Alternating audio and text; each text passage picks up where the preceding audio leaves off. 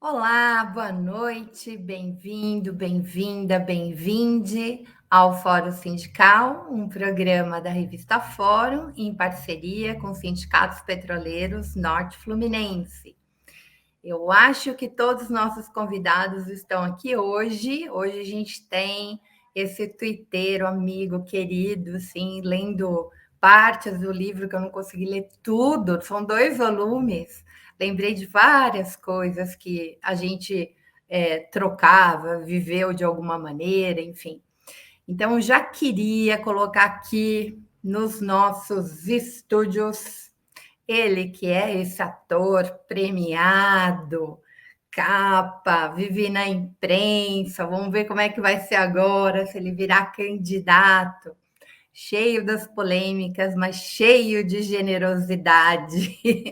Oi, Meu querida. querido amigo Zé de Abreu. Acabei de chegar correndo, nem me preparei.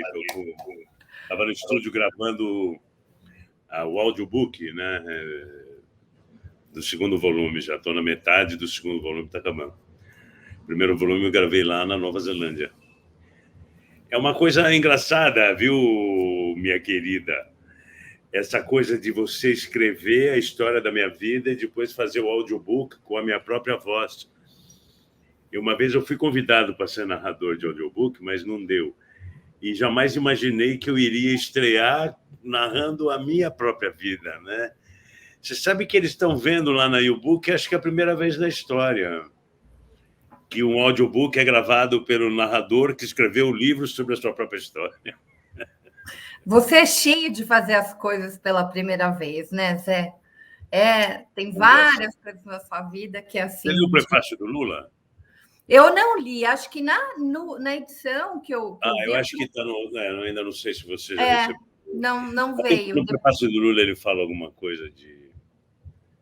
Ele repete alguma coisa que eu falo uma hora de sonhar alto, porque a gente realiza só um pedaço do sonho, quando realiza, né? Se você sonhar baixo, o pedacinho que você realiza é muito pouco. Sim. E você Porque tem essa coisa super incrível, né? De dar na telha, vou morar fora, vai morar fora. E aí constrói isso, vou estrear essa peça, vai, estreia. A gente vai conversar bastante disso. Tem algumas coisas assim que, quando a gente começar aqui a entrevista, eu quero relembrar, porque eu me lembro e dou risada, assim, sabe? Porque são situações que eu ajudei, vivi, estava no processo. Eu queria chamar a galera que vai estar aqui com a gente, que está tá bom. louco para te entrevistar, assim, estão super ansiosos. Eu tô tentando. Marcelo e Olá, Gabriel. boa noite, Zé, boa noite, Conceição. Zé, deixa eu te apresentar o Gabriel. Ele é um ator, né? Jovem. Eu conheci o Gabriel, menino, criança, assim, Esse criancinha. sobrenome me lembra alguma coisa. Sim. Já estou à sombra de outras pessoas no meio. Mas bom, é gostoso. Deve dar uma responsabilidade grande também. Sim. Então, eu vou começar.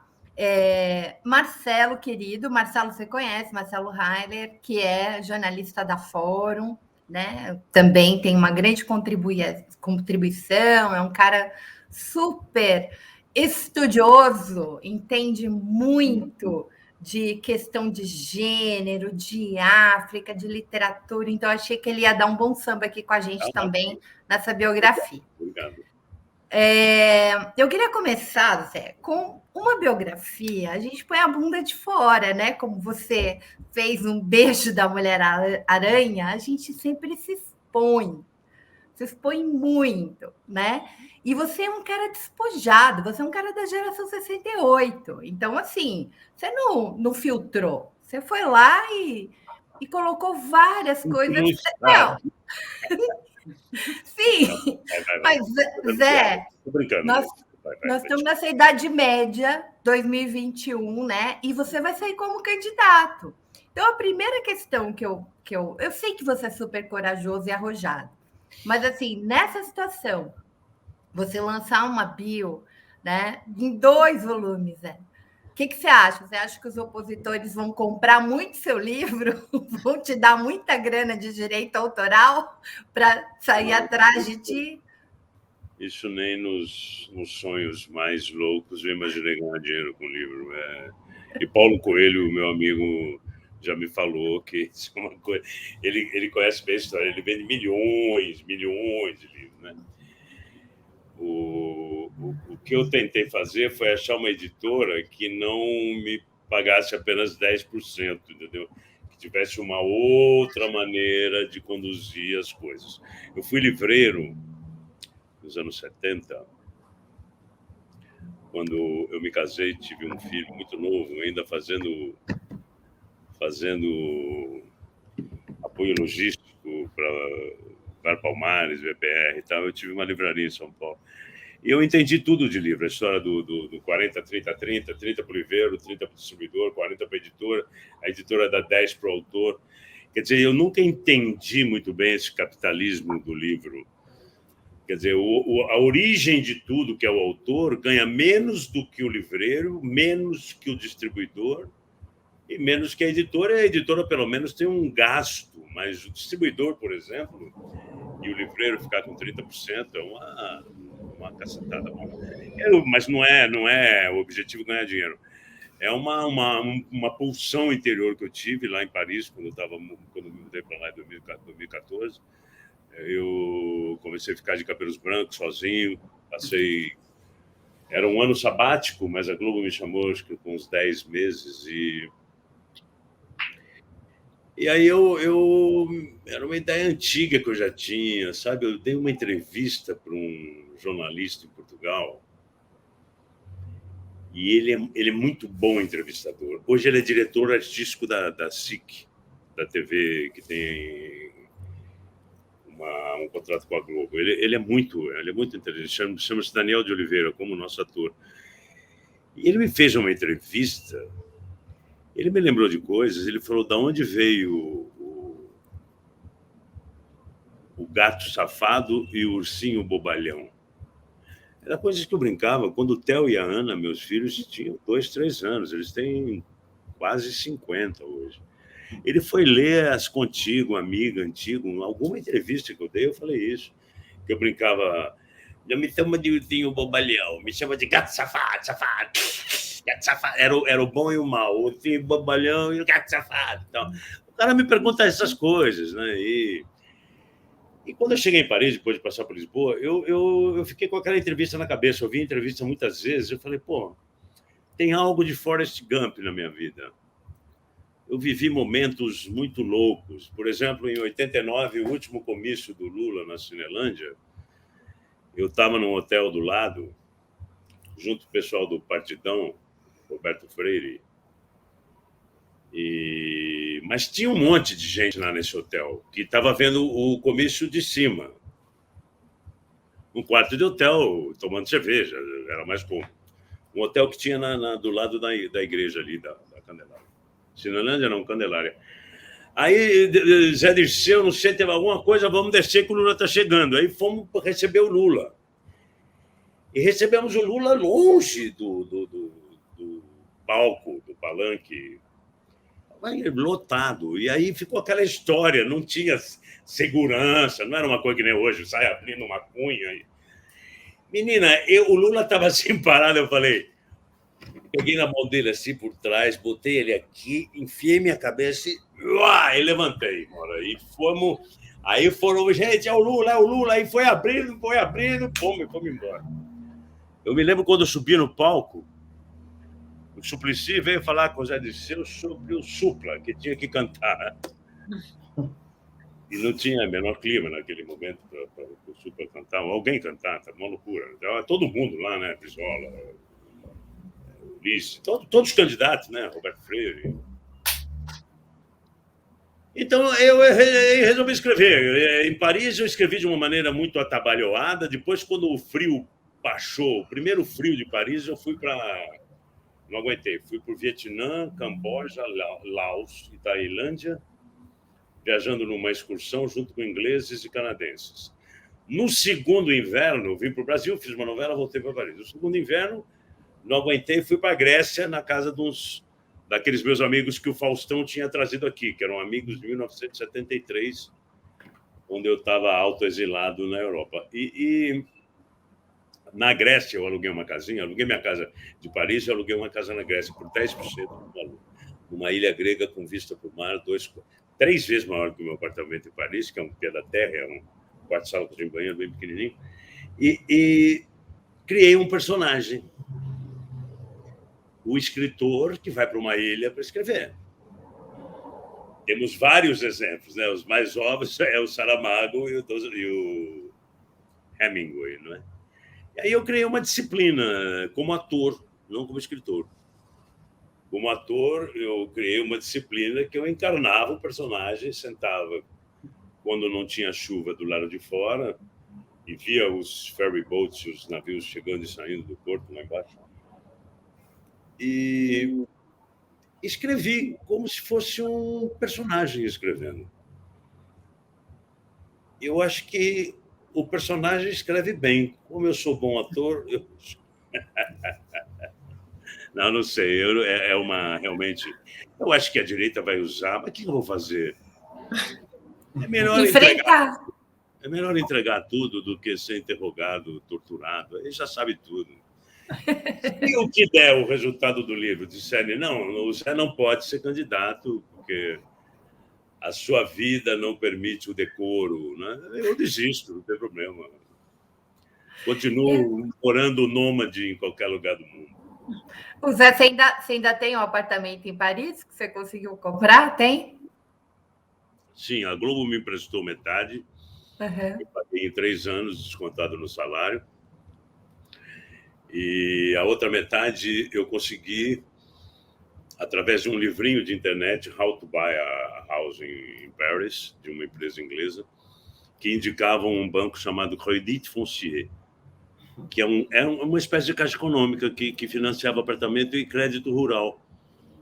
E quando eu cheguei nesse banco, eu imagine, menina, eu falando, foi uma experiência. Eu sou caipira do interior de São Paulo, eu sou Zé Júnior, eu não sou José, eu sou Zé Júnior. Imagina eu em Paris falava um francesinho de Santa Rita. Eu tive francês no ginásio, eu tinha um sotaque bom, mas eu sabia muito pouco. Mas, além de montar casa, tirar documento, carteirinha, a carta de sujuro e tudo, isso foi muito difícil, né? Mas me perdi. Não, é que você mantém o apartamento, você conseguiu pagar, conseguiu... Quando eu fui pagar, eu aluguei. O Crédit Foncier, quando eu cheguei lá, você faz um rendezvous. Lá é tudo rendezvous, né? E eu, no interior, rendezvous era putaria. Nos 50, rendezvous era engraçado. Ali tem um rendezvous. Era a zona, era o puteiro, como se chamava, né? E era traduzida por rendezvous. Isso é uma coisa que meu tio um tio muito metido, que falava, tem um rendezvous. Rendezvous é encontro. Então, marquei um rendezvous com Monsieur Silva, e morrendo de medo, né? Imagina, e pedi empréstimo num banco estatal francês, né?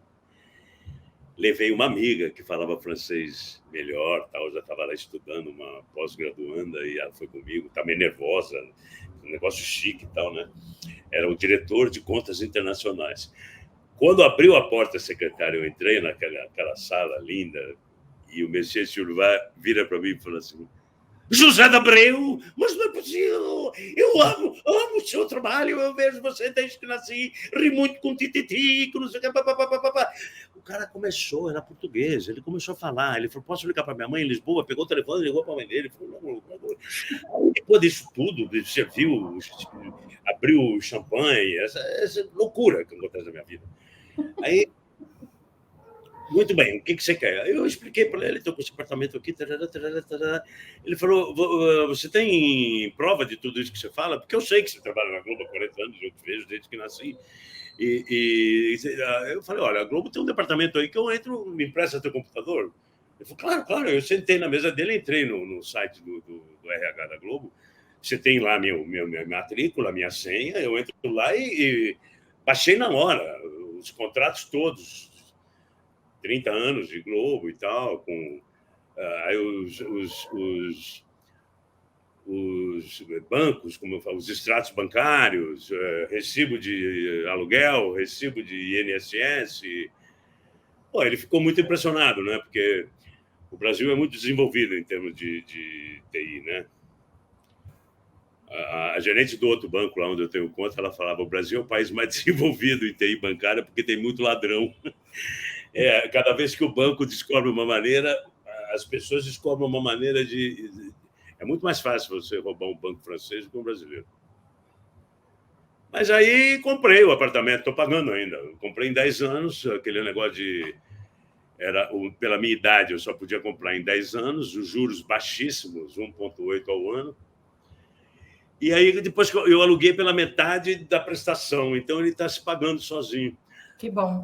Agora, a grande sorte, que esse apartamento que meus filhos queriam me interditar, porque era uma loucura, você é um baita de um duro, vai comprar um apartamento em Paris, você está maluco.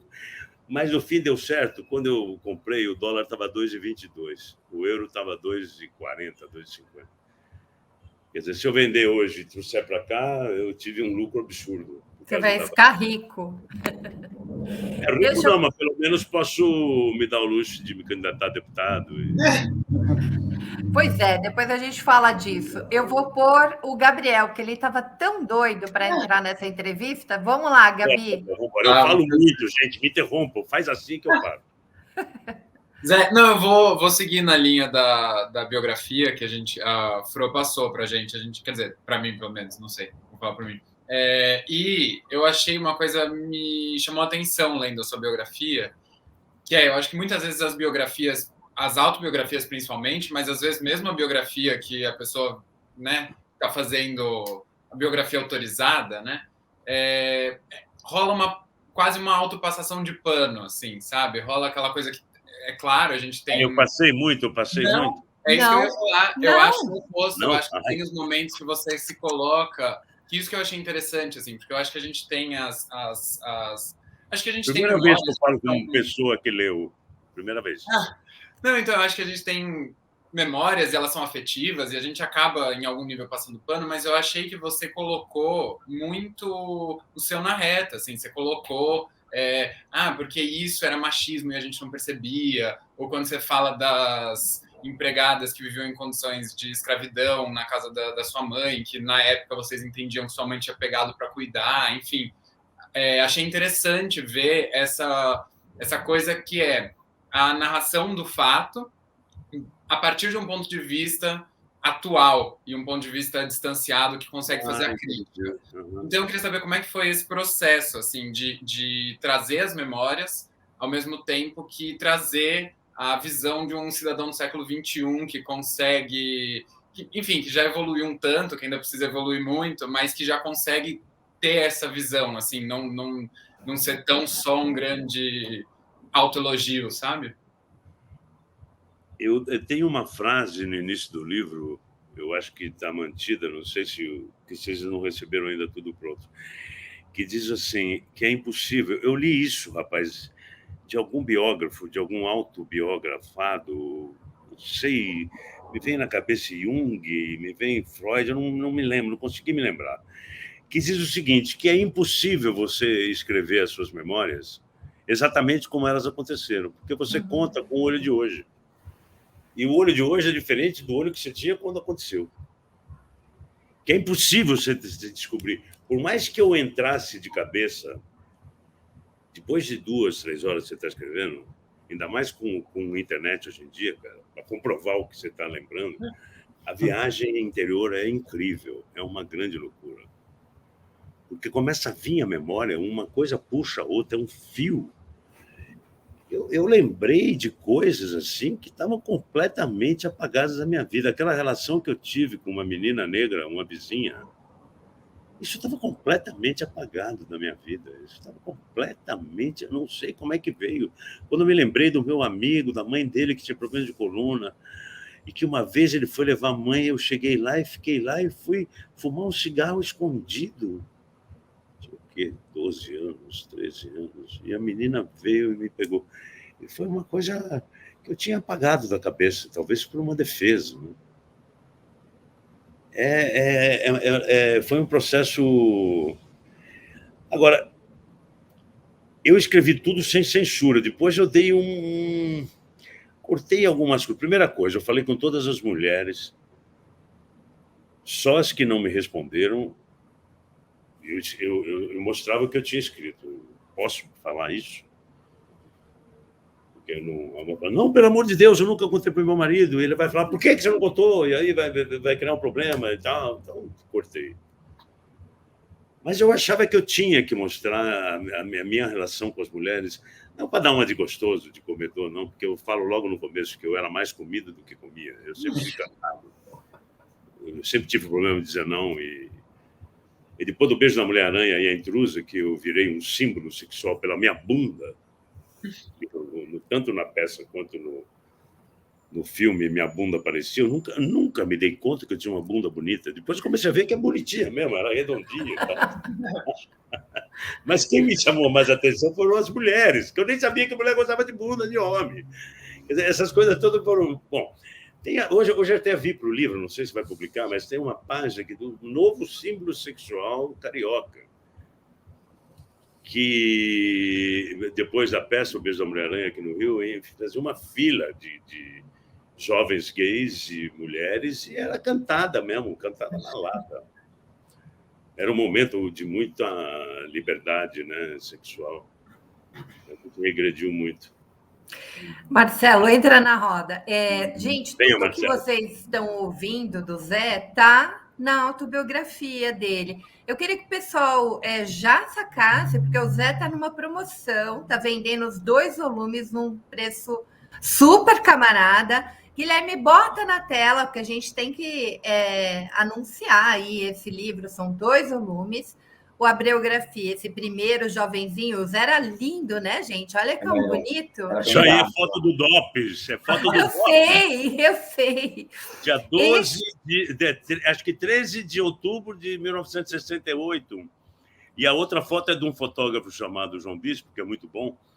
Sim. E a foto do João Bispo ia ser nos 2 volumes, só ia mudar a cor. E o pessoal da editora falou, mas essa foto tua de preso é igual, o olho, papapá. Vamos mudar. Eles propuseram, achei ótimo. Eu acho que funcionou muito, Zé. Esse da barba é da época do Avenida Brasil? Sim, mas com cabelo lavado, barba lavada, o perfil de um jornalista, que o João Bispo foi na minha casa, me encostou na parede branca e falou, fica aí, ri, fica sério. Fui embora. Você tá maluco? Eu tô aqui esperando você chegar, tô nervoso, há 3 dias, você me tira 3 fotos e vai embora. Eu falei, não. Eu já revelei até a tua alma, tchau. Aí quando eu vi a foto, realmente, você presta atenção na foto, tem a história da minha vida, cada ruga em PB, assim, é muito... E os olhos são muito significativos nas 2 fotos, graças a Deus. Tem fotos no livro, para além das muito capas? Foto! Maravilha! Eu estou louco procurando foto. Eu tive que resgatar dessas mulheres, entendeu? Porque eu sempre saía com meu jeans, minhas camisetinhas Hering, sempre deixei tudo. Na primeira vez eu deixei um filho, na segunda vez eu deixei 3 filhos, na terceira vez e na quarta não deixei filho nenhum, na quinta deixei um filho, mas sempre eu saí com a roupa do corpo, com a minha malinha e deixava tudo para as mulheres.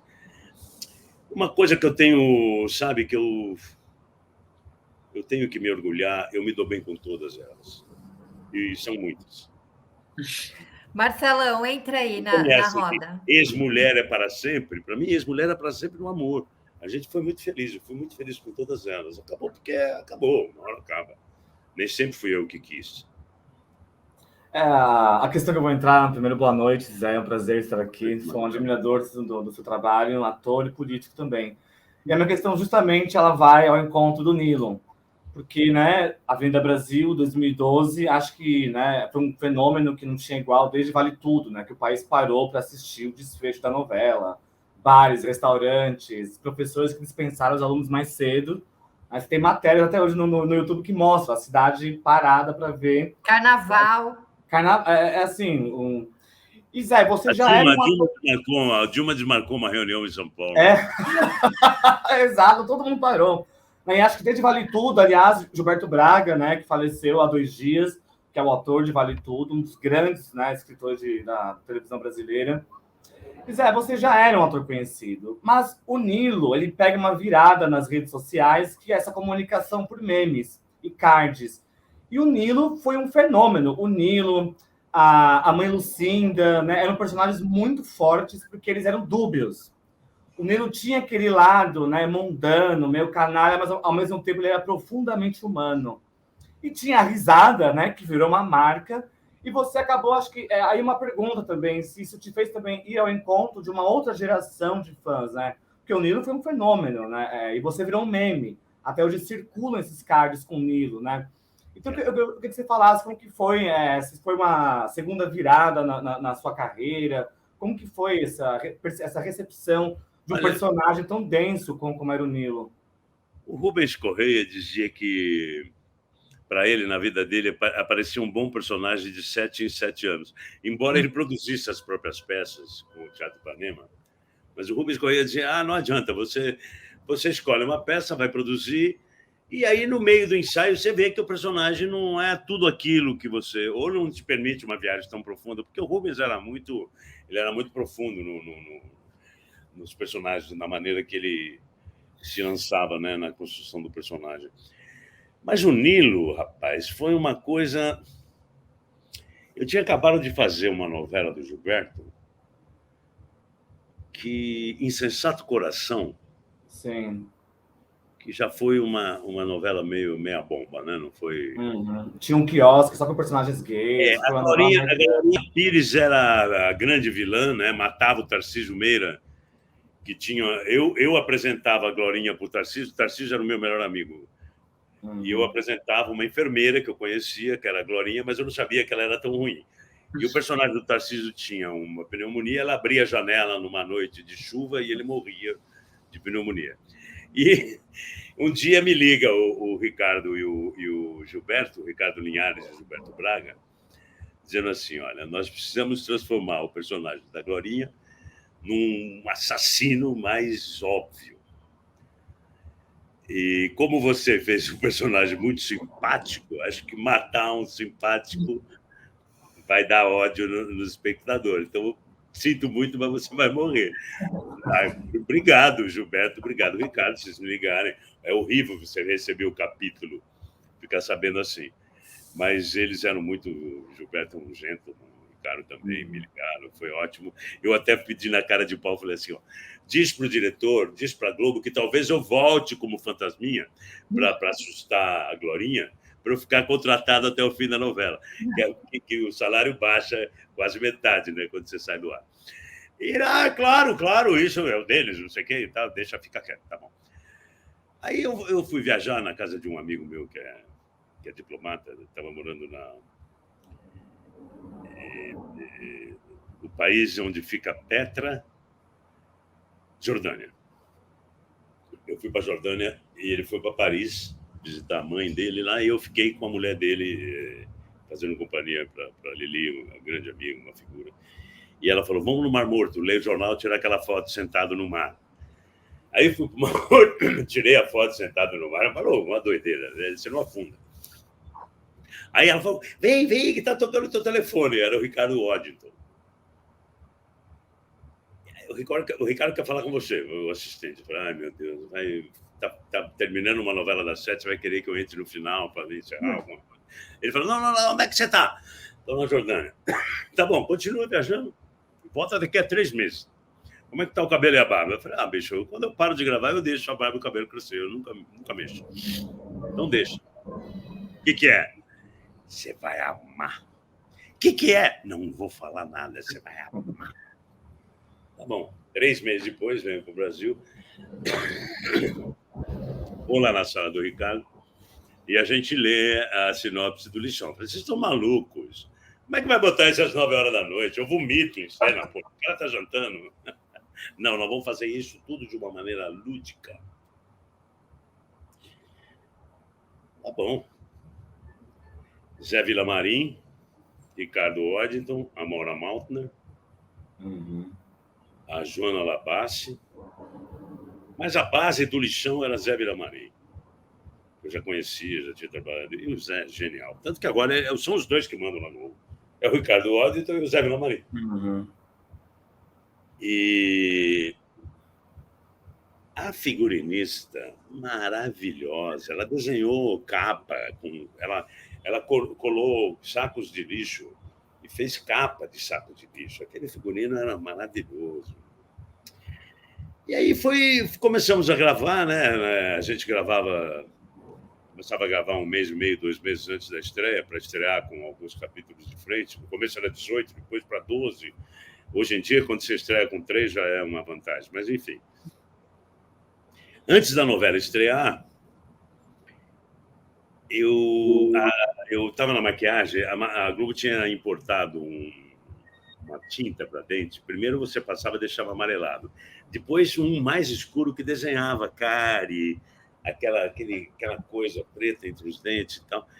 E um dia, assim, 1 semana depois de começar a gravar, ela falou, pô, mas esse bigodão então não vai aparecer nada, eu acho que nem precisa ficar fazendo isso, demorava 1 hora para fazer essa porra. Eu falei, peraí.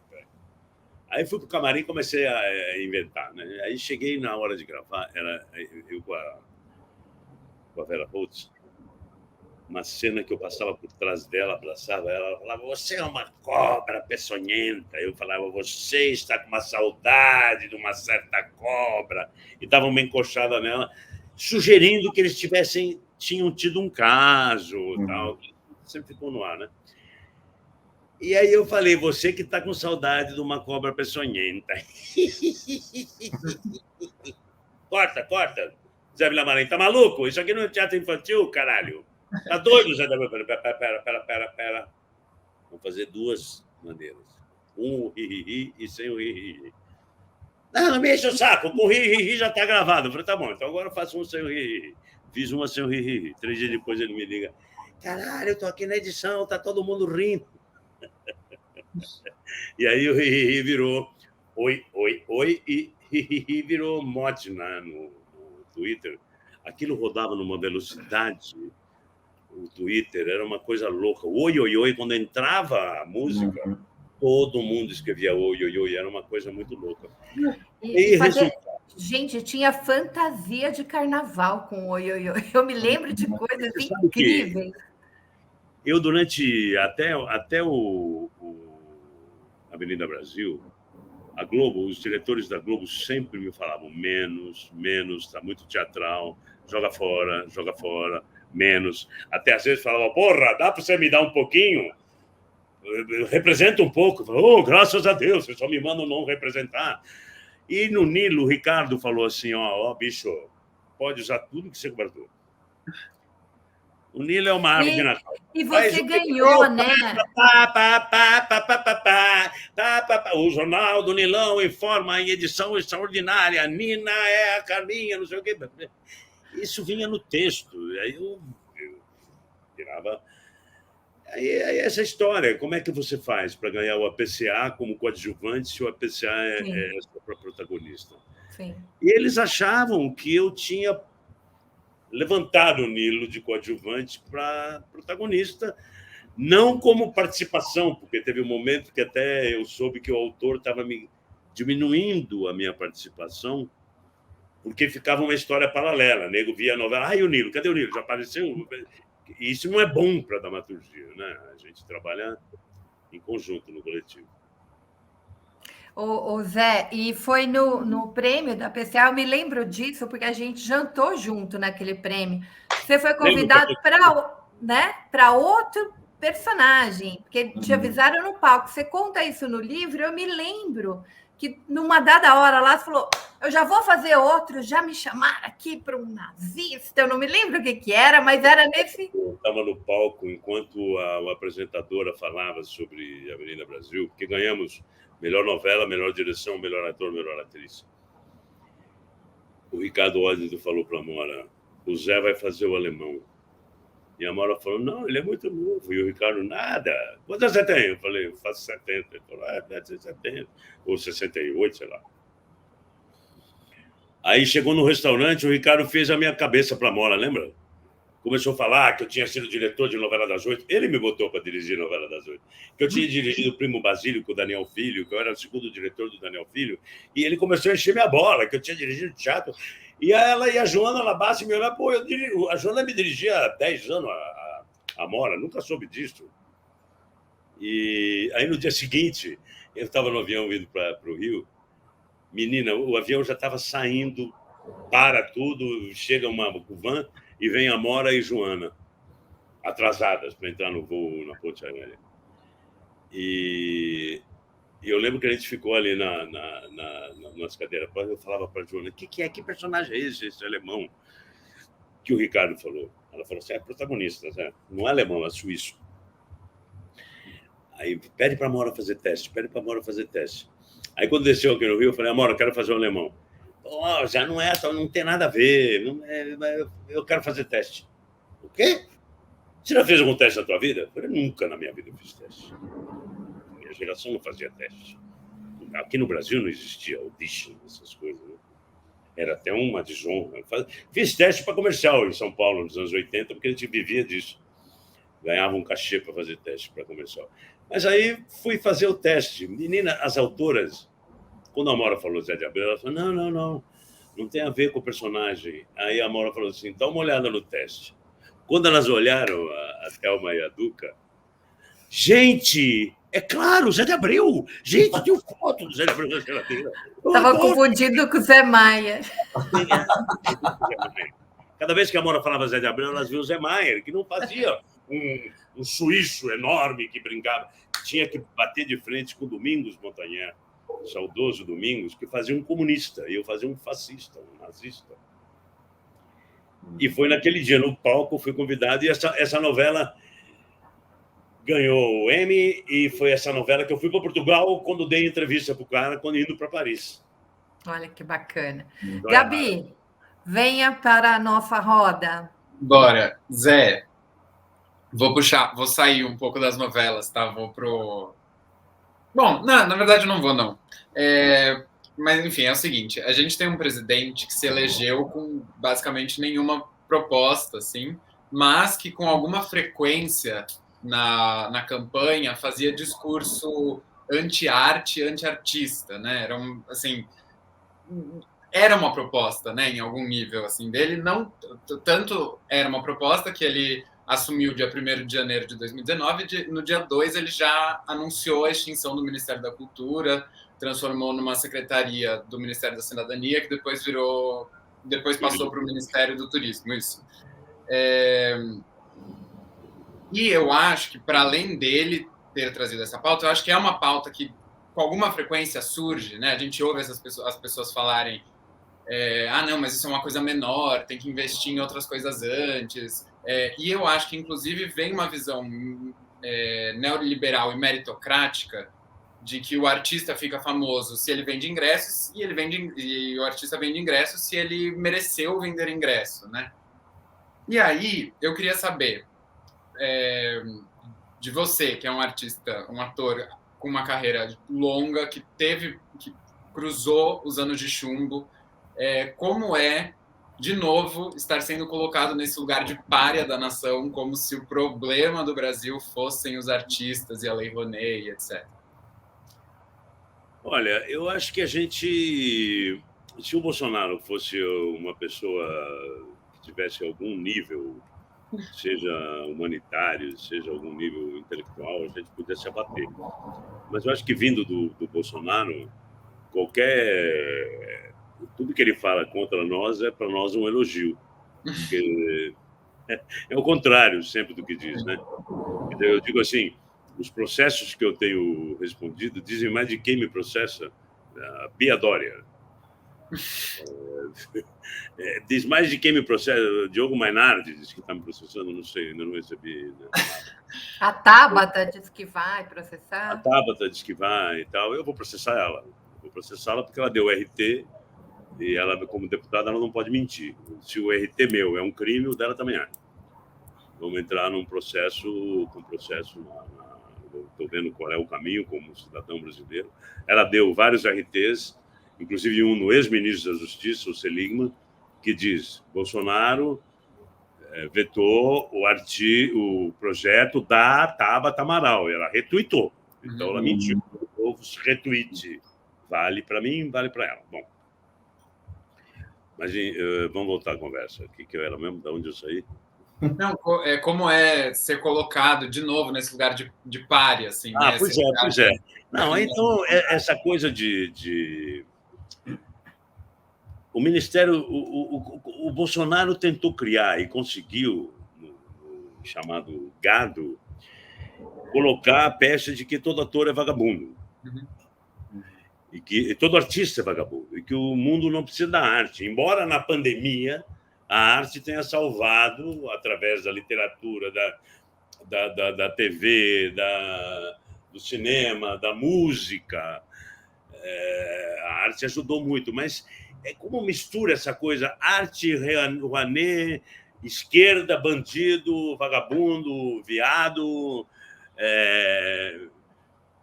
Eu no Faustão, aquele Faustão que eu fui defender a Dilma, eu expliquei como a Lei Rouanet funcionava. As pessoas, a direita fez milhares de pequenos vídeos dizendo que a gente vivia de Lei Rouanet. É óbvio que vivia de Lei Rouanet. Como é que vai fazer um filme? Custa 10 milhões, você tem 3 dias em 20 cinemas. Não tem como. A gente não consegue nem exibir filme. Não tem teatro para as peças que tem. Os teatros do Rio de Janeiro cobram 40%, 50% da bilheteria. Como é que você vai viver com isso para pagar elenco, cenário, figurino? Não tem como.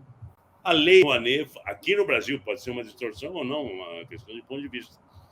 Mas a Lei Rouanet aqui foi para isso mesmo. Para suprir essa coisa, para você poder... O ingresso de teatro no Brasil tinha que custar R$600. Se você for chegar nos anos 80, talvez 1.000. Mas quem vai? Então, uma defasagem incrível no preço do ingresso do teatro. Quanto é que custa para ir ver uma Broadway? $300? Faço ideia. R$1.500, R$2.000? Dependendo de quem está no elenco, eu já vi pessoas falarem que pagaram mais, viu? Então, nossa. Ver uma peça de teatro. Não tem como você pagar uma peça de teatro de R$50. Não existe isso. Fica 25% para o produtor, porque o dono do teatro fica com 40%, 50%. Tem época que não tinha teatro no Rio, não tinha teatro em São Paulo, entendeu? Pelo número de peças. Quer dizer, é uma loucura. E cinema, então, olha, na França, um blockbuster só pode alugar 17 cinemas, na França inteira. No Brasil, eles alugam 17 cinemas num shopping. Para um blockbuster. Tem o de cadeira que não deita, tem o dublado, tem o legendado, e um começa às 8, outro começa às 8h15. Então, como é que você não tem garantia de tela, como é que você pode botar um filme para ganhar, para viver de bilheteria? E eles botam isso como se fosse um crime.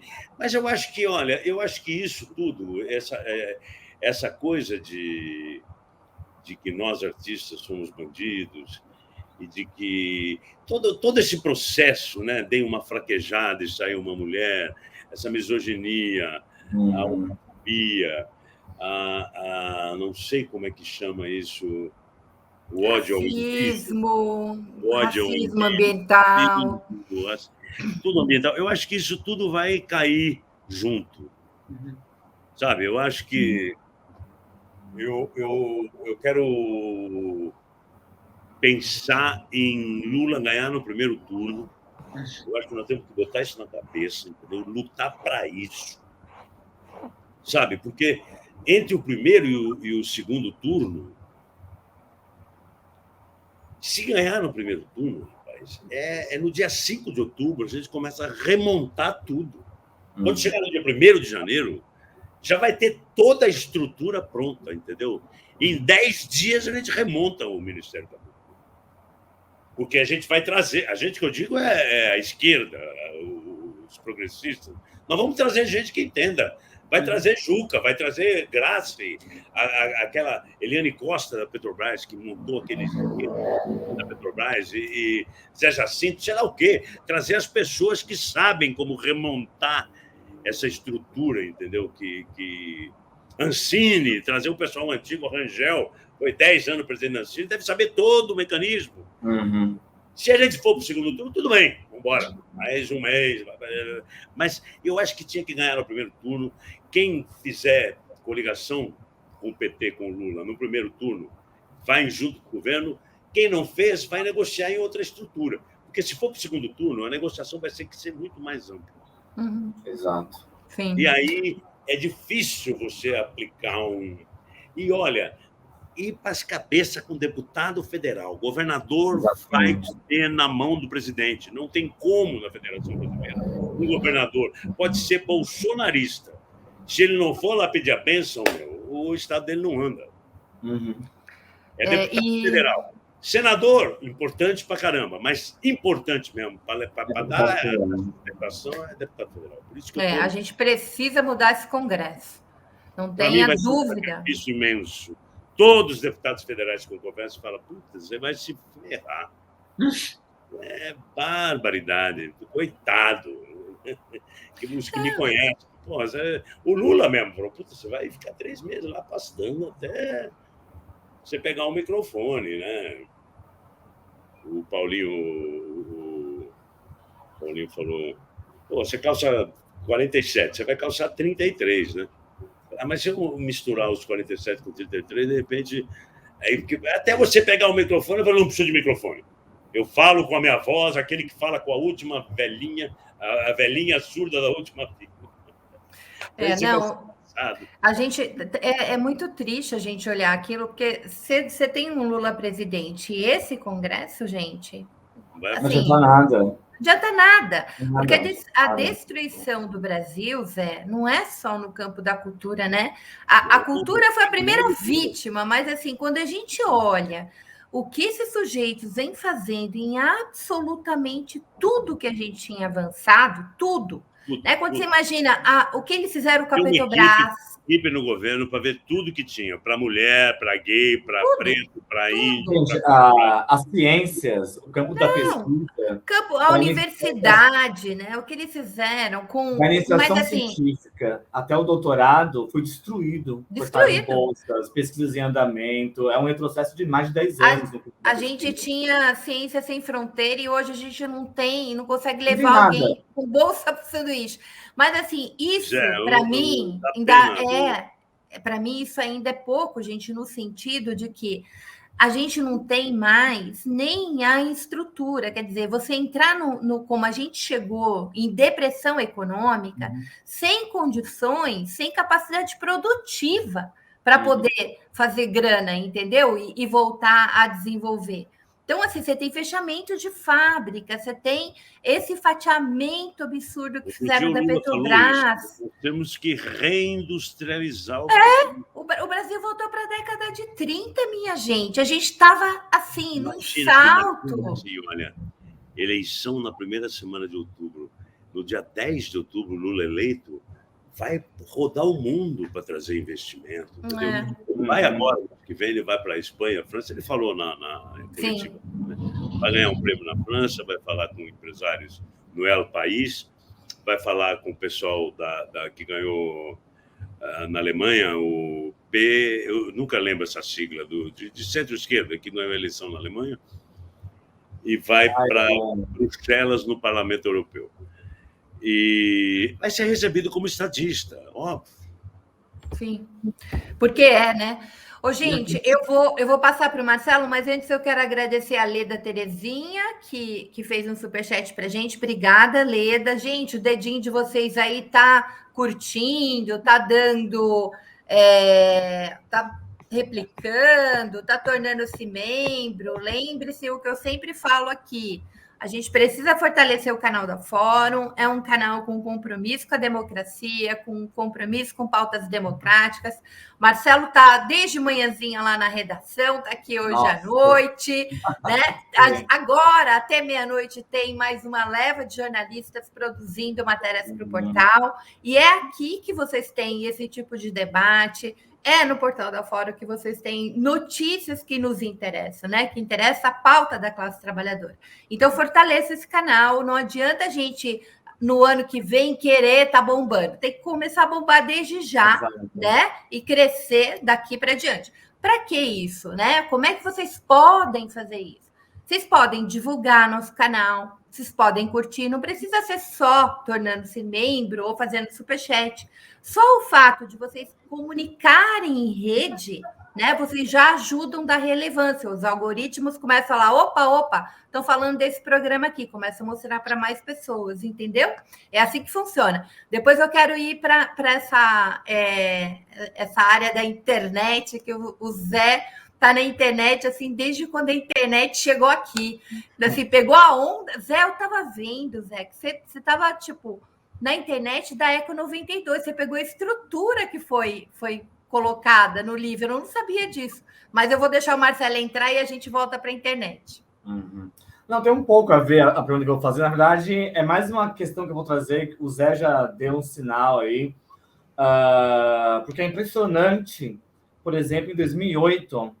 o Lula, ele abriu a Conferência Nacional LGBT. E parte da CUT e parte do PT falaram: Lula, você é louco. Os evangélicos vão fugir do governo e contra tudo, contra todos.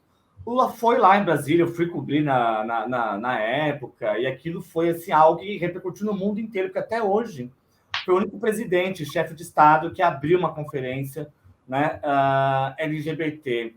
E eu quero fazer uma ponte também com a história do Zé, mas tem a ver com a história da telenovela na reabertura. A partir de 85, você vai ter um desbunde na produção do teledramaturgo, você vai ter TV Pirata, Dancing Days, o próprio Vale Tudo, tinha um casal de lésbico que fumava maconha na novela, elas tinham estojinho, não sei se vocês lembram disso, né? É impossível hoje em dia. Então, um programa como TV Pirata jamais iria ao ar hoje, 8 horas da noite. O bacana da TV Pirata era uma bagana. Não, o apelido dele ia ser Bagana, o pequenininho, o Jonas Torres.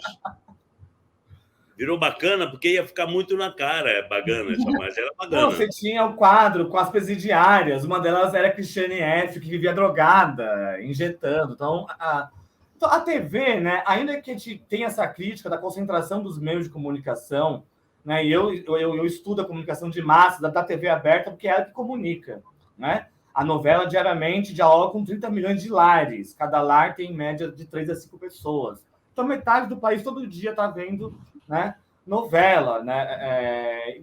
E o Lula soube também fazer essas conexões, inclusive no setor da sexualidade, né, de montar uma secretaria especial de políticas LGBT no Ministério de Direitos Humanos. Né? Porém, ao mesmo tempo, né, eu quero escutar o Zé sobre isso, me parece que também é um pouco do nosso campo.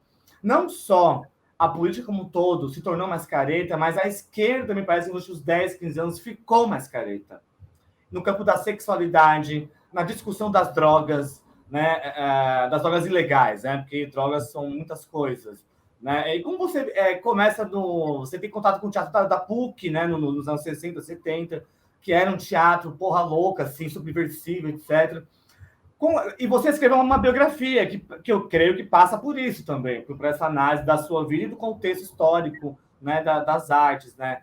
Você tem essa impressão, Zé, também, que tanto na esquerda quanto fora dela há um retrocesso em termos comportamentais, sexuais, de drogas? Como você pensa? Como você tem analisado esse cenário? Olha, obviamente que sem isso, acho que o Bolsonaro não seria eleito, né? Mas olha, rapaz, eu não sei se na esquerda, porque a minha vivência de esquerda é uma vivência muito interneteira, né? Eu só vivo no Brasil quando eu estou gravando novela. Então, quando eu estou gravando novela, é quando eu menos passo tempo na internet. E aí eu gravo uma novela 8 meses, fico 4, 5, 6 meses sem gravar, e é quando eu... Então, na internet, no meu campo de atuação, de militância, eu te confesso que agora eu fiquei pensando, eu não vejo muito isso. Talvez porque eu siga as pessoas certas. Você está na bolha, né? Está na sua bolha. Eu vejo comportamentos extremamente avançados de LGBT, QI, mais tal. Você gravou um filme agora, assumindo totalmente a sexualidade no Twitter e tal. Mas eu acho que você tem razão. A esquerda, né? A esquerda sempre teve um problema com essa pauta mais libertária. Você falou em drogas, em mundo gay, essas coisas. Até a ecologia era uma coisa, era meio frescura para a esquerda. Porque tem um negócio de enquanto houver comida, enquanto houver falta de comida, nada mais pode ser discutido. E não é assim. Eu acho que você pode jogar é um pacote. Eu acho que é um pacote. Como é o nome dela? Aquela jornalista esportiva, adoro ela. Trabalha na Trip e faz comentário esportivo. Mili Lacombe. A Mili Lacombe, sim, maravilhosa. A Mili, ela tem uma live que ela fez no meio. Eu estava na Nova Zelândia, que ela fala: olha, não tem mais volta, entendeu? Os gays não vão mais abrir mão do que conquistamos, as mulheres não vão mais abrir mão do que conquistamos, os índios não vão abrir mão, os pretos não vão abrir mão, ninguém mais vai abrir mão. Vocês vão se fuder, o careta vai se fuder, é uma questão de tempo, não tem conversa. É uma questão de... Agora, isso vem junto com a luta de classes. Não há como dividir essa porra, vai dar errado. É tudo junto.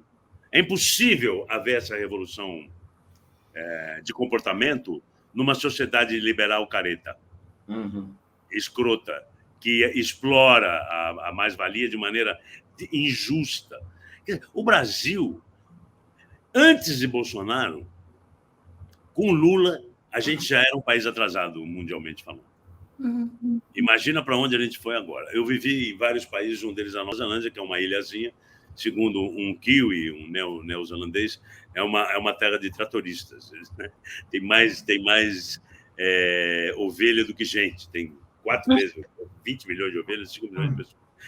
Mas quem ganha menos na Nova Zelândia ganha $19 por hora. Quem ganha mais ganha 30. Então, é o barril que o Lula sempre falava, não é a pirâmide. O rico, o pobre e o classe média. Não, é o barril. Um pequeno grupo de ricos, um pequeno grupo de pobres e a classe média fazendo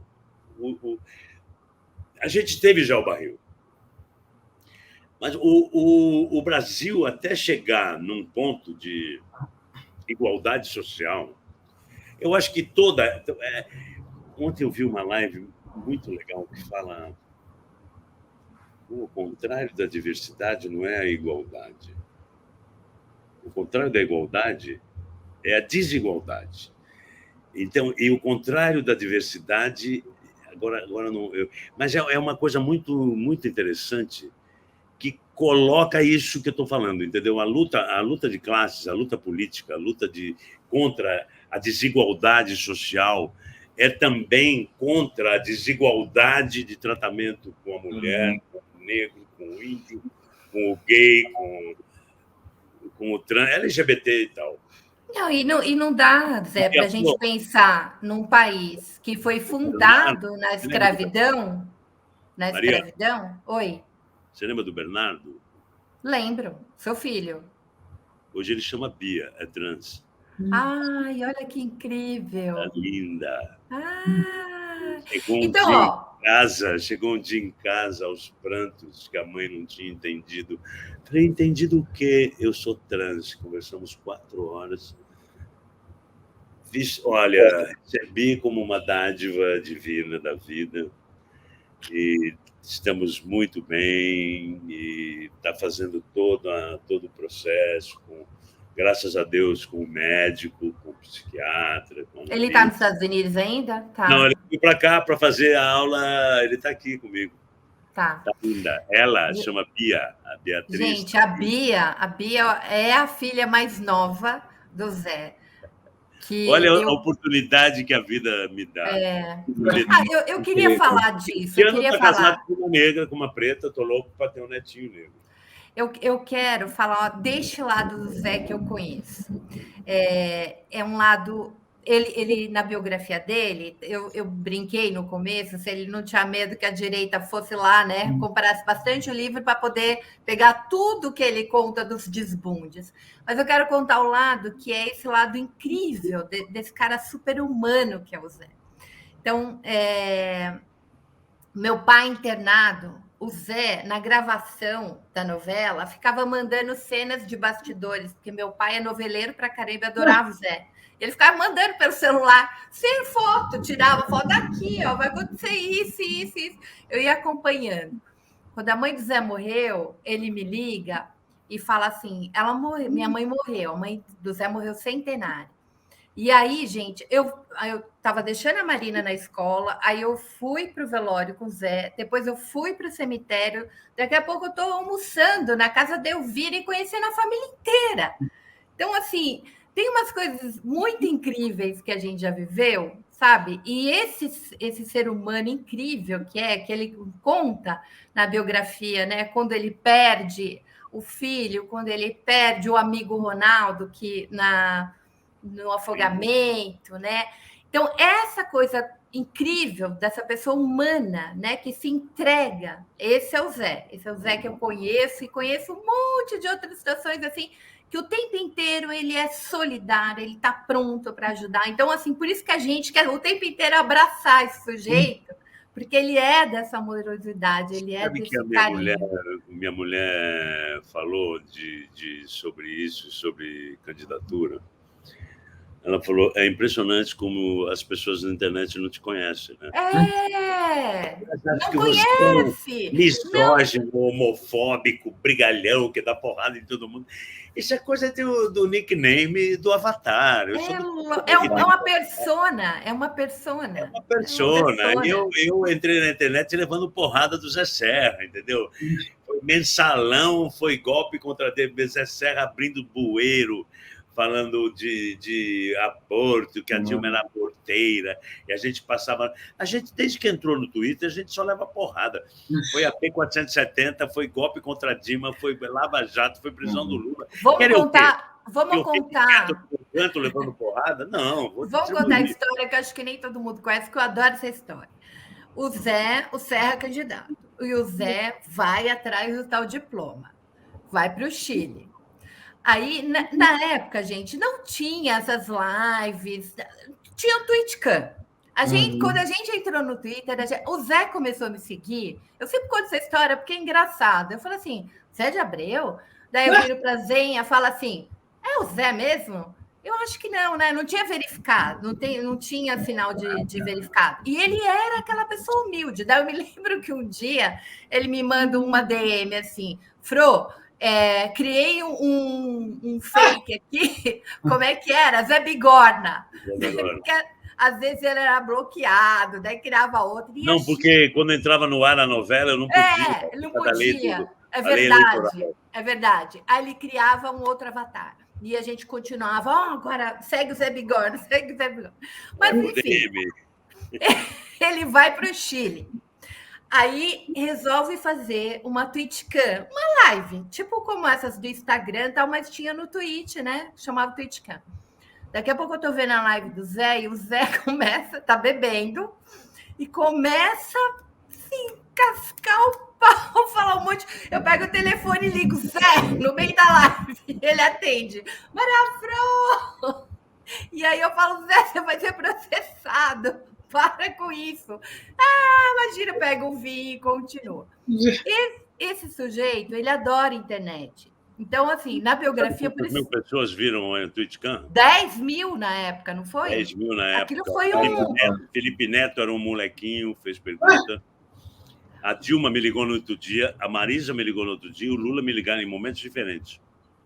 Zé, um monte de jornalista me ligou. Ela não tinha diploma de graduação. Provou. Eu fui lá na empresa, eu fui em todos os lugares onde ele morou. O Serra era uma... Aliás, o Ronaldo César Coelho, que era o chefe da campanha, hoje tem 9% da Petrobras, é dono da BR Distribuidor. Aquele pessoal da privatização da secretaria. Mas você sabe qual foi a minha sorte, Maria Flor? A TwitchCam não era gravável. Só gravava um pedacinho. É verdade. Porque, na época chamava coxinha, os coxinhas entraram, mas assim era uma xingaiada, porque tinha a câmera e tinha um chat do lado, né?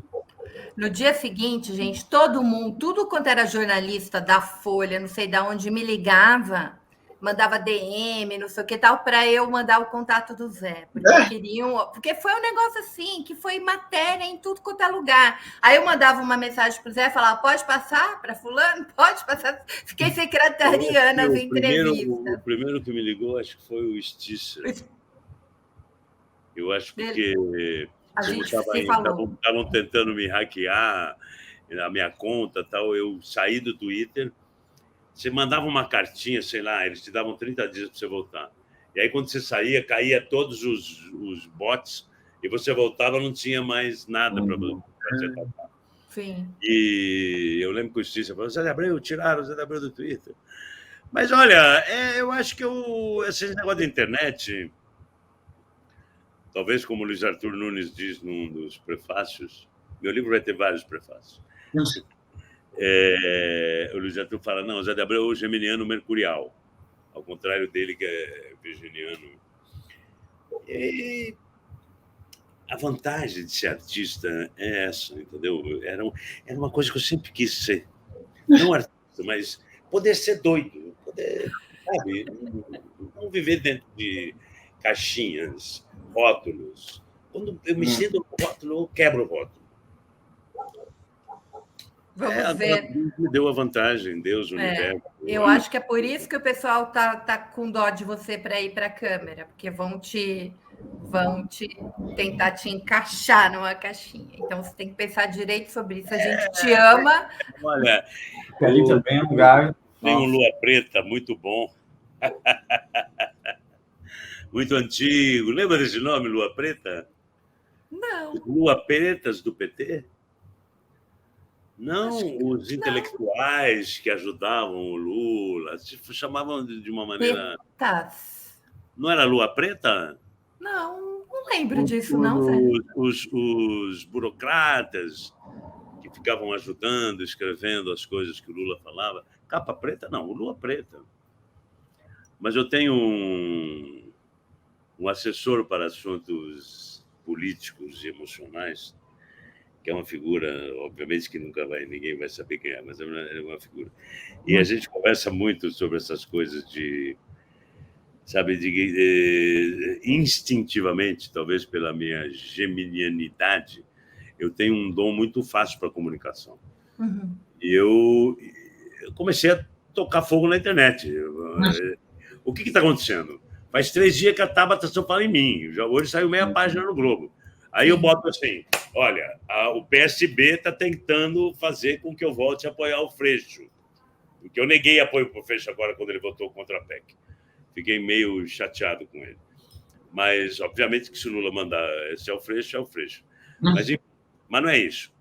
É que a Tabata é do PSB e ela está me detonando, mas hoje a Folha bota desse tamanho, assim. Candidatura de Zé de Abreu, esquece o resto.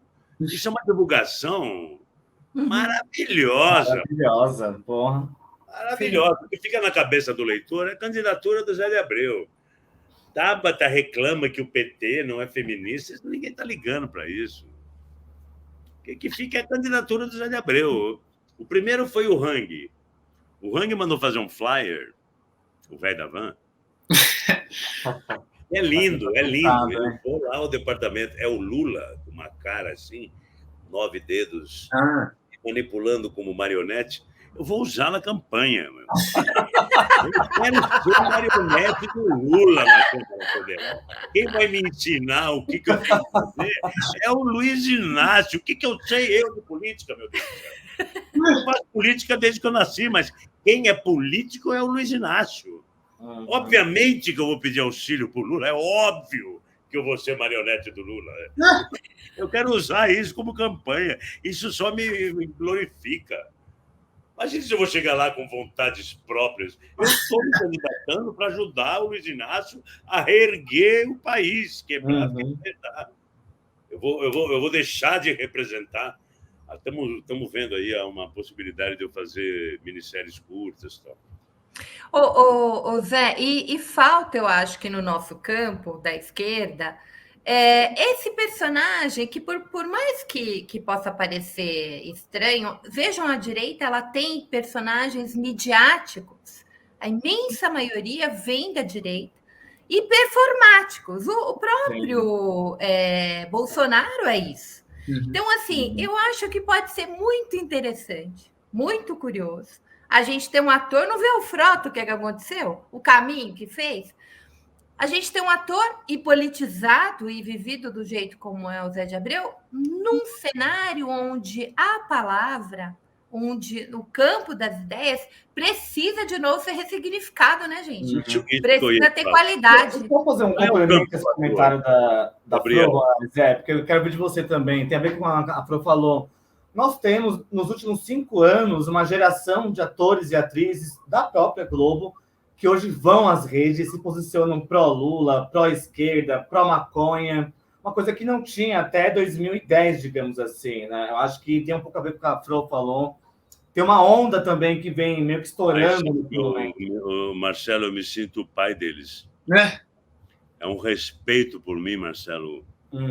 Cara, olha, os meus colegas, porque teve um momento que eles me falavam no ouvido, como é que você consegue ser tão corajoso? Eu falei, eu me cago de medo, pô. Então não deixa o medo me dominar. Óbvio que eu tenho medo. Eu postava um negócio chamando a Globo de Pig, com o Paulo Henrique Amorim, chamava a Globo de Partido da Imprensa Golpista. Você acha que eu não tinha medo? Óbvio que eu tinha medo. Só que eu não deixava o medo me paralisar. Eu tinha medo. Eu tenho medo. Eu acho que o medo faz parte da gente. Agora, o medo não pode nos paralisar. Se o medo paralisar, coragem foge. A gente tem medo e tem coragem. E não só a coragem não pode fazer você se jogar do prédio, como o medo não pode te paralisar e ter uma atitude positiva se você acha positiva. Erro, muito, erro. RT, olha, cheguei em casa, recebo o prefácio do Lula. Entro numa emoção profunda. Chorei muito, postei, a vida valeu a pena. E minha biografia com o prefácio do Luiz Inácio, para mim, podia morrer naquele momento, entendeu? Tava bom. Para quieto. Tem um livro que vai ficar na eternidade, com uma letrinha, prefácio Luiz Inácio Lula da Silva. Bicho, isso não é para apagar. Posso apagar, tá pronto.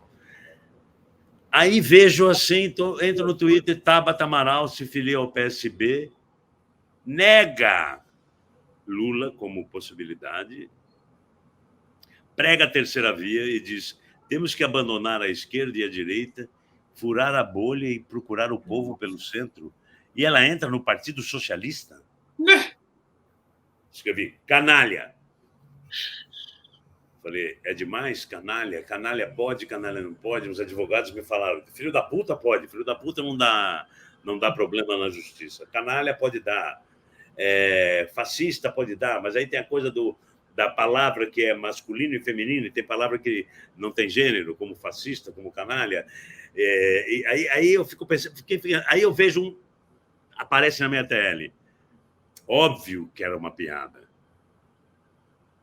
Tabata fala mal da esquerda. E o cara assim, se eu acho sair na rua só pode até ser preso. Óbvio que não era que ele não vai socar, é um coroa. Eu nem lembro quem é o nome dele. Ele apagou tudo, ele sumiu, coitado. Porque eu, o culpado. Eu retuitei pensando assim, ok, eu chamei de canalha, mas olha o que tem gente pensando, muito pior do que eu. Pronto, aí os advogados da Ambev, do Lehman, pegaram, levaram. Até hoje está saindo na Folha. Mas aí tem os dois lados, né, bicho? Que é tal história. Fale mal, mas fale de mim. Mas você acha, Zé, você acha que quando você, de fato, se você realmente se candidatar, você vai ter esse espaço?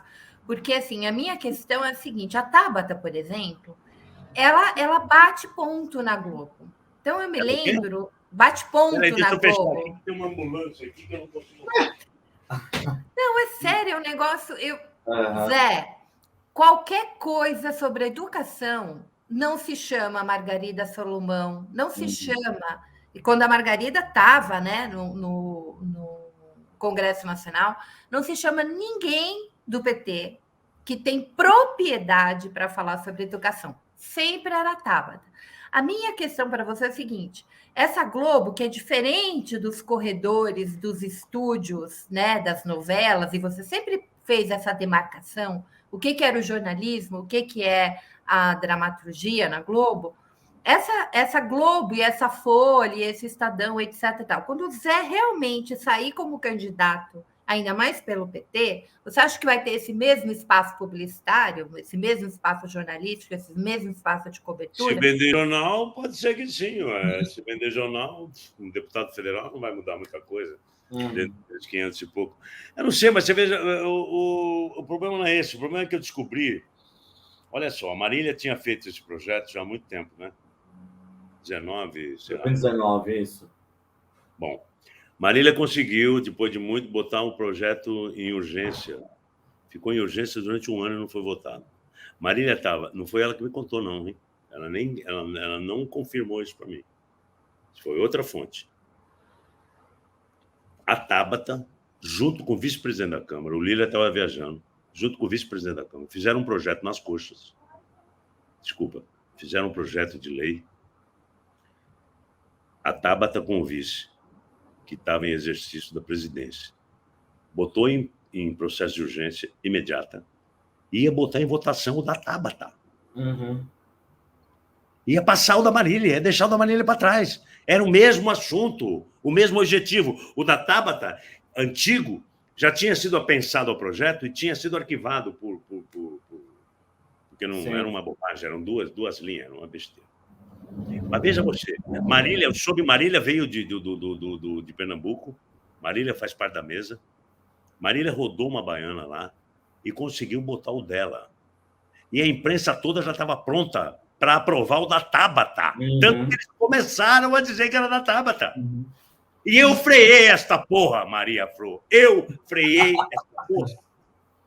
Quando eu vi na TV chamando a Tabata para falar, eu liguei para os jornalistas, eu passei e-mail, eu entrei no Twitter, eu comecei a falar, peraí, aí não, pera um pouquinho. Esse projeto tem nome, tem dono. Na Câmara, quem criou primeiro é quem é o dono, é a lei da Marília. Vocês estão sacaneando. Poxa, chega já, a Marília sofre muito lá naquele negócio. Foi chamada de cadela pelo marido da Tabata. Deu o nome de Marília Reis a uma cadelinha que apareceu no comitê. Como é que essa mulher vem me acusar de misoginia, de machismo, se ela não defendeu a Marília do marido, se ela não defendeu a Dilma do Ciro, que chamou a Dilma de aborto histórico no Dia da Mulher? Então, usar a identidade, Silvio de Almeida me cartas sobre isso. Isso faz um desserviço ao feminismo, sim, ao movimento negro. A mulher que acusou o Neymar e fez aquele escândalo que deu em nada, o que ela faz de mal à mulher que realmente é abusada? Enfim, é duro, mas eu tenho o couro curtido de cicatrizes, eu levo as minhas porradas, eu sei que eu não sou misógino, eu sei que eu não sou machista, eu sei que eu não sou homofóbico, eu sei que eu não sou racista. Tenho o direito de errar. Como o Gabriel falou, tenho 75 anos, fui criado. Olha, Maria, um dia eu estava falando no Twitter e eu fui contar que minha mãe era racista. Falaram, tá vendo? Continua falando mal de mulher. Meu Deus. Caralho. Quando eu fui fazer com a Lola, e a Lola me perguntou, da onde você acha que vem? Eu falei, Lola, eu não sei se eu posso falar. Porque meu pai morreu e minha mãe que me criou. E minha mãe era racista, machista, misógina, xenófoba. Mas eu não sei se eu posso falar, porque um dia falaram, tá vendo? Já vai falar de mulher. Então, eu como macho, cis, classe média, branco, da Globo, tem hora que eu não sei mais o que fazer. Outro dia, na Uni, armaram... Quando a menina da Uni foi para a capa da Globo, capa da Folha, falar das esquerdas, o ódio das esquerdas. E usou milícias digitais, que é um termo... Eu escrevi vergonha. Montaram um negócio entre o dela e o meu vergonha, botaram assim, lá vem a negra mulher, não sei o que lá, e tentaram botar isso, um print comigo. A coisa era tão óbvia que não pegou. Sim, claro. Depois, uma vice-presidente da Uni veio discutir, porque é machismo, misoginia. Eu falei, gente, Eu tenho vergonha da Uni que vai para a capa da Folha falar mal de esquerda. Eu fui preso no Congresso da Uni. Vamos fuder, caralho. Sim. Não é essa Uni que porra, não tem essa de ir para a capa da Folha. Presidente da Uni, negra, mulher, ir para a capa da Folha, não está falando legal. Está falando merda. Está falando mal da esquerda para a capa da Folha. A Tabata conseguiu 3 dias de UOL, BBC, falando mal do PT. A Bruna foi não como presidenta da Uni. Houve, inclusive, uma discussão enorme sobre isso, mas é muito difícil, né? Você descolar a pessoa daquilo que ela representa, né? A Uni não aprovou a ida. A Uni somos nós, nossa força e nossa voz. A Uni não aprovou. Ela disse isso claramente, né? Ela foi como pessoa, porque ela acha... Maria, deixa eu só... Desculpa, Gabriel, Marcelo e Maria. Eu tenho um compromisso feminino com minha mulher. A gente vai encerrar, Vé. Eu vou fazer uma rodada geral e você pode sair com a sua querida. Deixa eu só finalizar essa coisa da Bruna. Agora, é óbvio que nada justifica o ataque racista que ela sofreu. Não. Eu nem sei se foi verdadeiro esse ataque ou algum bot fez para provocar, me meter no meio desse negócio. Não você. A rede... Não, eu tenho certeza. Eu não sei se aconteceu nesse negócio. Eu não liguei. Eu falei, ninguém vai acreditar que isso aí é meu. Sim, claro. Bom, então vamos fazer uma rodada final, Gabi, Marcelo, e a gente encerra com o Zé. Beleza. Zé, então vou te fazer uma pergunta que é a seguinte. Faz uns anos eu li uma entrevista com o Jean Willis, que ele falava sobre coisas que ele parou de fazer. Eu até tentei achar a entrevista, mas não achei. Coisas que ele parou de fazer depois que virou deputado, porque ele sabia que, sendo deputado, a esquerda é muito visada, ele sendo LGBTQIA+, sabia que se ele fosse visto bebendo mais tarde em Brasília, iam tirar foto e iam falar, porque esses gays, não sei o que. Então ele falou, por conta do cargo e tal, eu acabei parando de fazer coisas na minha vida para tomar cuidado com os problemas que, enfim, podem acontecer. Né? Enfim... como fala isso? As denúncias, né, da direita. O Bolsonaro ontem saiu no meio de um programa na Jovem Pan, que assim, só não é o cercadinho, porque não é ali ao vivo, né, basicamente. E o Rodrigo Constantino ficou fazendo malabares intelectual, querendo dizer que o Bolsonaro é um presidente que não respeita muito a liturgia do cargo, meio querendo passar um pano que nitidamente não rolava. Na autobiografia, você se define como o protótipo da falta de decoro e que, por isso, você optou por não entrar de cabeça há um tempo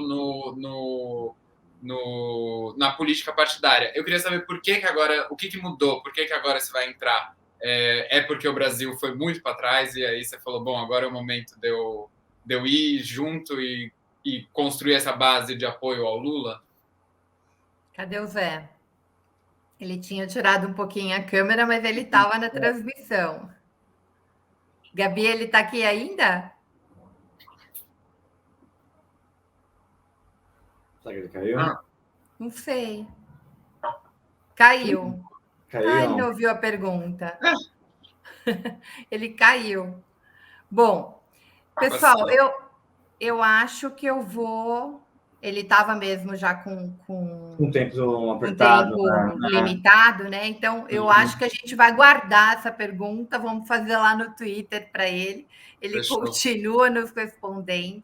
E eu queria agradecer imensamente a presença tanto do Gabriel como do Marcelo e de todo mundo que acompanhou a gente esse tempo todo, né? Porque a gente está aqui há quase, quem estava desde o início, está há quase 3 horas aqui. A gente está só 1h50, 1h40. Então, gente, semana que vem a gente vai começar aqui eu vou tentar fazer isso, né? Porque vai entrar novembro, a gente fazer debates que são importantes, né? Para a gente entender esse país racista, misógino, difícil. Vamos usar novembro para a gente fazer um debate mais acurado sobre encarceramento negro. Que legal. Sobre mulheres na política, sobre talvez o privilégio da branquitude. Vamos ver se a gente consegue aí criar 4 programas que sejam importantes, né, para a gente debater nesse país que de tanto retrocesso. Nossa. Então, beijo imenso. Oi. Ah, chegou o Zé. Você já está achando? Ai, menina, eu fui arrumar o cabo aqui da internet que estava dando... Eu fui mexer no cabo, aquela hora que eu mexi no cabo, a internet caiu mesmo, tava ruim, eu tava entrando no celular, agora eu estou no celular. A gente estava quase já se despedindo. Não, é porque eu demorei a achar a tua mensagem para entrar no celular. Agora eu estou aqui no celular. Tá bom. Então, Gabi, seja mais sintético, faz a pergunta direto, e aí eu passo para o Marcelo e a gente encerra. Fechou. Zé, minha pergunta Desculpa. Imagina. No livro, naquela última parte, que é quase um apêndice, né? O Zé ativista, enfim, não lembro como se chama, você fala que você é o protótipo da falta de decoro, você se auto-intitula o protótipo da falta de decoro. Você estava falando do Jean Willis, que parou de beber, né? E é isso, eu acho que tem essa coisa que a esquerda, qualquer coisa que a esquerda faz, ela é acusada, e a direita faz o que quiser e rola essa passação de pano, né, o tempo inteiro. O que eu ia te perguntar você se considerava... No livro você justifica que você não entrou na política partidária há alguns anos por se considerar o protótipo da falta de decoro. Eu queria saber o que mudou. O Brasil foi tão para trás, você falou, não dá mais, eu preciso segurar, preciso... Olha... Não, Gabriel, eu te confesso que você me lembrou de uma coisa que eu já tinha até esquecido. Eu sempre dizia que eu sou o protótipo da falta de decoro, né? Talvez fosse uma desculpa para eu não entrar na política, né? Porque há muito tempo que eu não saio de casa, né? Minha quarentena começou naquele dia que eu fui ao Faustão. Um dia depois de eu ser agredido no restaurante, naquela história da cuspida. Depois daquilo, eu fiquei com muito medo de sair, porque até hoje eu sou cuspidor de mulheres, aquelas coisas, lhama, cuspideira, é um saco, isso não vai acabar nunca. É uma pena eterna, né? E eu saio muito pouco aqui no Rio, eu só vou em restaurantes de amigos, gente que eu ligo antes, me botam num cantinho lá do fundo, porque eu bebo meu vinhozinho em casa, minha cervejinha em casa e tal. Se eu for eleito, se eu for candidato, se eu for eleito, eu quero morar em Brasília. Então, eu vou continuar tendo a minha vida em casa. Mas também eu não sou mais aquele malucão que eu era antes, né? Hoje eu bebo 3, 4 cervejas e vou dormir. Bebo meia garrafa de vinho. Depende se estou com os amigos em casa ou na casa de alguns amigos. Às vezes o meu filho, bebo um pouco mais e tal, mas eu não bebo mais uísque, cachaça, destilado, muito raro. E eu gosto dessa coisinha, beber um copinho de vinho, 2 copinhos de vinho, ficar meio altinho e tal, conversar, sair um pouco da caretice, da realidade, mas hoje em dia não há tanta necessidade mais. Eu já fui muito louco, já fiz muita coisa. Mas eu não sei. Eu preciso testar. Preciso experimentar para saber se eu vou aguentar, se eu não vou aguentar. Se o Lula tem razão, se o Paulinho tem razão. O Padilha também acho que eu não aguento. Mas tem outros que acham, olha, Zé, depende da tua pulsão. Você tem que experimentar, não dá para falar com antecedência. E quando você bota uma coisa na cabeça, Zé, você faz. Marcelo, Maria, se você soubesse o número de pessoas do PT do Rio que me chamam para reunião, para fazer dobradinha com o deputado estadual, não, virei a bola da vez. Sim, eu imagino. O PT do Rio, nós temos... Eu queria ser candidato pela Bahia, mas, poxa... Tem um monte de amigo lá no PT, o governador, o Jacques, não sei o quê, o presidente do PT, mas, pô, o cara fala assim, sabe quantos deputados federais tem na Bahia do PT? 7. Quantos tem no Rio? O PT no Rio precisa ser reconstruído, né, Zé? Nossa. Você Sim. E aqui, obviamente, que tem essa coisa do Freixo, que também me entusiasma. Agora precisa ver se o PSB vai ficar metendo pilha no PT, vai ficar ruim pro Freixo. Mas daqui a pouco a Tabata vai ter que sossegar, Mas porque... a Tabata tá lá casada com o Com o filho da prefeito, dona do PSB. com o prefeito, né? O prefeito de Sim, Recife. a mãe dele é a dona do partido no Nordeste. Sim.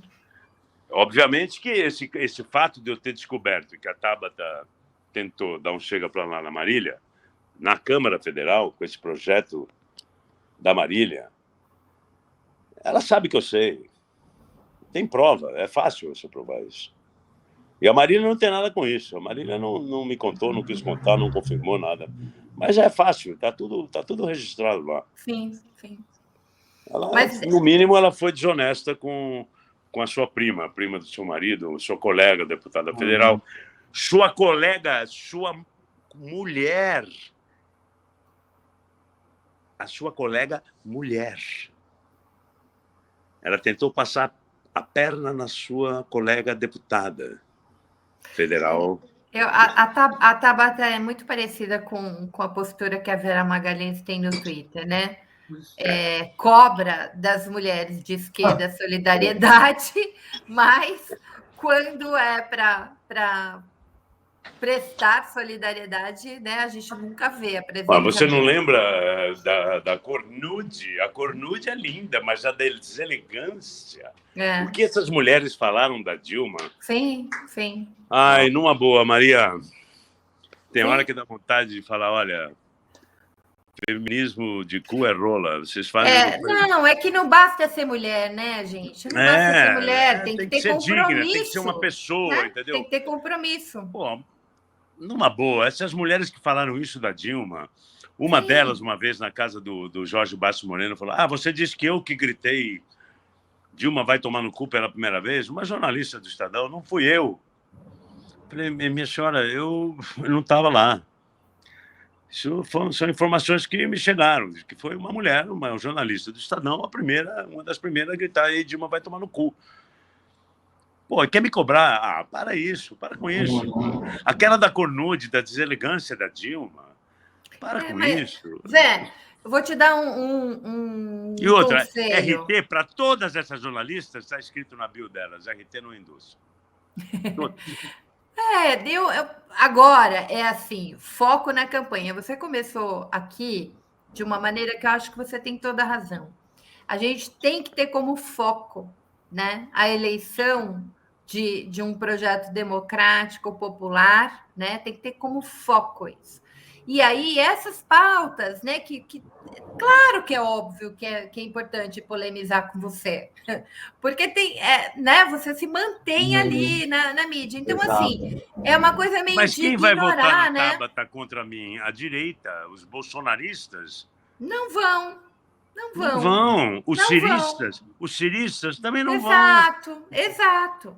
Os moristas, a terceira força, o pessoal do Leite, não vai. Ela é do Partido Socialista. Para eles, ela é comunista, safada, sem vergonha, comunista. Está no Partido Socialista brasileiro. É como o Ciro.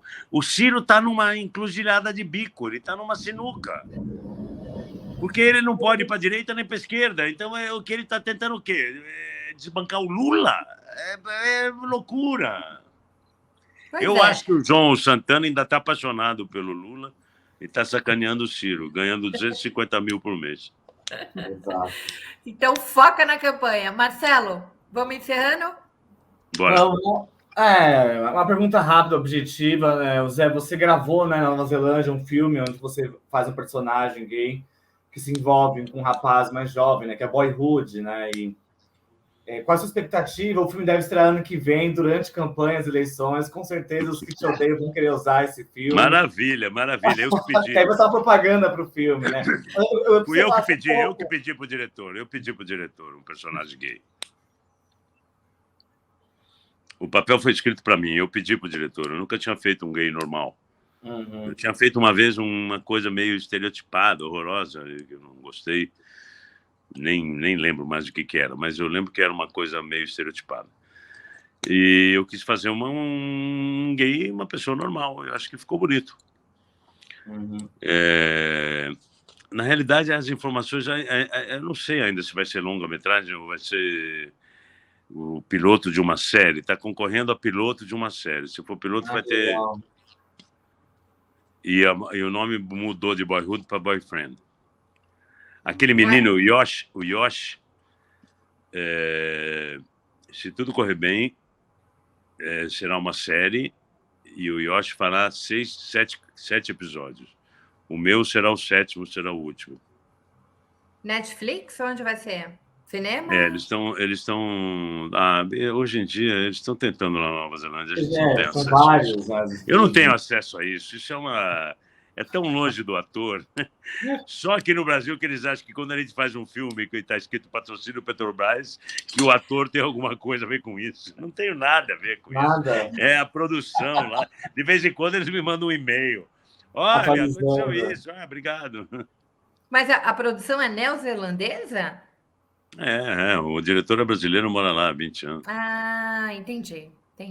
Ele já ganhou prêmios internacionais com web series, com...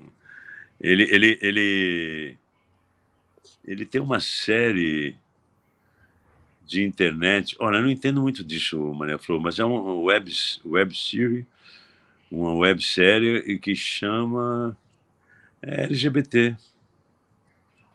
Esqueci. Tomara que venha para uma plataforma que a gente tenha acesso. Mas é em inglês, não tem legenda. Mas quando vem para a plataforma, a primeira coisa que eles fazem é legendar. Eles legendam. Eles legendam. Mas é bonito, foi a primeira vez que eu representei em inglês. Eu tinha representado em Amazônia da Manchete em espanhol. Mas foi a primeira vez que a cena cumprida na cama depois do sexo. No sexo não aparece nada, aparece um beijo na boca e corta logo. Na internet você não pode ser muito explícito, porque senão não passa. E aí tem uma cena enorme dos dois conversando depois do sexo, que é linda a cena. Eu fiquei tão nervoso para representar em inglês. E agora o diretor outro dia me falou assim, porra, os caras falam, porra, esse cara é de língua inglesa. Mas não era eu, era o personagem falando inglês, entendeu? Era um industrial brasileiro, é engraçado isso. Muito bem. Meu inglês é macarrônico demais. Zé, querido, eu te agradeço muito. Nós não vamos mais segurar você para Carol, seu jantar. Divirta-se. Dezembro eu estou indo para o Rio e a gente vai fazer nossa famosa foto. Agora já para a sua eleição. Um beijo, Maria. Um beijo, Marcelo, obrigado, Gabriel. Muito obrigado aí. Muito prazer, obrigado a você. Desculpa a caída lá, acho que eu desliguei o cabo. Estava passando Estava passando aqui. Eu não tenho lugar para fazer live. O cabo estava esticado, passando pela minha barriga. Eu abri aqui, eu acho que eu desliguei o cabo. Mas eu vou organizar essa casa. Desde que eu fui para Paris, eu vivo em Airbnb. Eu estou numa casa de Airbnb. Então, eu sempre, ou Booking.com, ou, sei lá, uma empresa brasileira que aluga apartamento imobiliário. Então, eu não tenho mais o que se convenciona chamar de lar. Você organiza rapidinho, e depois vai ter que organizar em Brasília, e assim por diante. Valeu, queridos. Um beijo, amado. Beijo, tchau. Até mais.